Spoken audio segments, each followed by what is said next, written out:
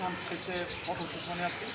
আমাদের এই photo session আছেন আমার বাম পাশে বাউল হাওলাদার, নাগরিক নেতা, আমি শেখ মনিরুজ্জামান লাবলু। আমার ডাইনে আছেন বিশিষ্ট কবি ও গবেষক কামরুল ইসলাম মৃধা, এবং আমরা আরও দেখতে পাচ্ছি পাশে আছেন একেবারে সর্বডানে আমাদের আজকের অনুষ্ঠানের সংবর্ধিত অতিথি ফারহানা হোসেন।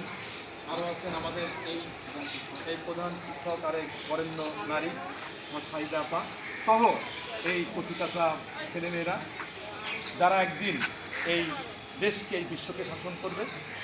ঘুমিয়ে আছে শিশুর পিতা সব শিশুরই অন্তরে। এদের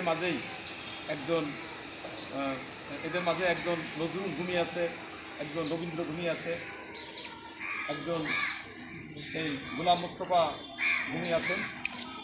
আমরা চাই যে তারা একজন সূর্য সন্তান হোক আমাদের দেশে, এবং এই পৃথিবীকে জন্মের সময় তারা যেভাবে পেয়েছিল তার চেয়ে এক ধাপ অনন্য উচ্চতায় এই পৃথিবীকে রেখে যাবে, এই আশাবাদ ব্যক্ত করছি।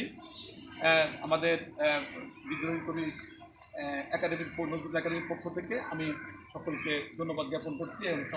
ধন্যবাদ।